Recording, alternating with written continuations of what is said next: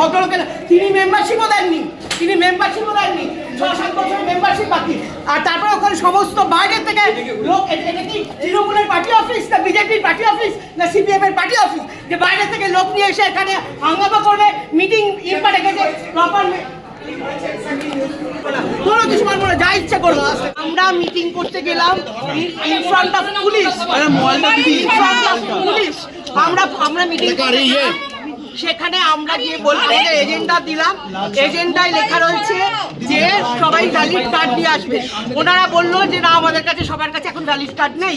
আমরা বললাম আচ্ছা ঠিক আছে, যারা ডিফল্টার মেম্বারও আছে তারাও মিটিংয়ে থাক, কিন্তু আমাদের নিয়ম অনুযায়ী ডিফল্টার মেম্বাররা কোনো ভোট দিতে পারবে না, কোনো ডিসিশন নিতে পারবেন না। এইটা বলে আমরা মিটিংটা শুরু করলাম। শুরু করার পরে তখন দেখছি যারা নন মেম্বার, কেউ পিআরও, কেউ কারোর সঙ্গে এসছে, বাইরের থেকে লোক এসছে পেছনে বসে আছে। তখন আমি চোখের সামনে যখন দেখলাম দেবশ্রী বলে পিআরওটা বসে আছে, আমি বললাম আমি তাকে ছোটবেলা দেখেছি, এত ইম্পার মেম্বার নয়, ও তো আমাদের ইম্পার একসময় পিআরও ছিল, মানে মেম্বার নয়, পিআরও অ্যাপয়েন্ট করা হয়, সে একজন পিআরও ছিল, সে হ্যাঁ। এবার কিছু ছবি ডিরেক্টররাও এসছেন। এবার তখন আমি যখন বললাম যে এখানে পিআরও বসে আছে কেন, ও তো মেম্বার নয়, হ্যাঁ না, তখন ওরা ওখান থেকে বলছে আচ্ছা ঠিক আছে যারা আছে বেরিয়ে যান, কেউ বেরোচ্ছে না পেছন থেকে, সব বসে আছে। অতনু রায় বলে একজন ভদ্রলোক যার 5 বছর 4 বছরের মেম্বারশিপ বাকি, তাকেও অ্যালাউ করা হয়েছে। সে আমাকে তেড়ে এলো, এই ভালো ভদ্রভাবে কথা বলুন, এরকম ভাবে তেড়ে এলো।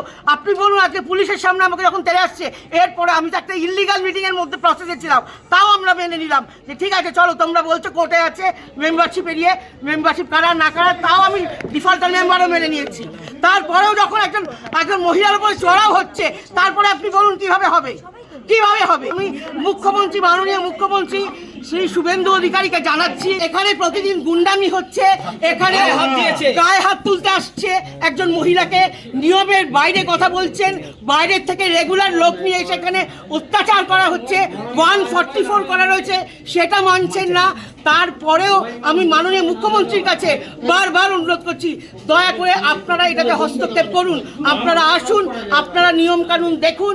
যদি মনে হয় আমরা কোনো বেনিয়মে বসে আছি, আমার আগেও কথা এখনো কথা, ওনাদের আমার উপরে যদি কোনো অভিযোগ থাকে ওনারা কোর্টে যান, প্রমাণ করুন আমাকে চোর ডাকাত চুরি করেছি, যা বলবে প্রমাণ করুন, তার জন্য খোলা আছে, কোর্ট খোলা আছে। যদি বলে যে আমরা ইলিগাল চলে যাব, যদি বলে আমার গণতান্ত্রিক প্রক্রিয়ায় যদি ওরা অর্ডার নিয়ে এসে 2027-এর আগে ভোট করাতে চায়, সেই ভোটও করাক, তাতে আমরা জিতবো হারি হারবো না। অন রেকর্ড যাকে ভগবান বলেছিলাম আমি আজও বলছি, কারণ আজকে এই ভদ্রলোক আমাদের এক্সিবিটারদের জন্য উনি যেভাবে ফায়ার লাইসেন্স, সার্ভিস চার্জ এবং সমস্ত রকমের সিনেমার লাইসেন্স যেভাবে হেল্প করেছিলেন, আমরা যখন সিপিএম এরা বলে গোছায় পাইনি, এনারা যারা বয়স্ক, যারা এক্সিবিটার আছে, যারা কোনোদিন অনলাইন জানে না, ওনারা ওখানে বসে থেকে অফলাইন করে ইম্পার থ্রুতে করিয়েছেন। আজকের দিনে যে গভর্নমেন্ট এসছে, সেই গভর্নমেন্টে যদি আমাদের সঙ্গে সহযোগিতা করে, তারাও আমাদের কাছে ভগবান, 100 বার ভগবান। আমাদেরও ক্ষোভ আছে, এক সংগঠনের জন্য চেপে থাকি। আজকে ফিল্ম ফেস্টিভ্যাল হয়, আজকে কাউকে অসম্মান করছি না, সবাই অভিনেতা, সবাই অভিনেত্রী, সবাই ভিআইপি ডিগনিটারিজ, কিন্তু কোনোদিন একটা ইম্পার প্রেসিডেন্টের জন্য চেয়ার ওখানে ছিল? 3 বছর ফিল্ম ফেস্টিভ্যাল আমরা করেছি, বয়কট করেছি।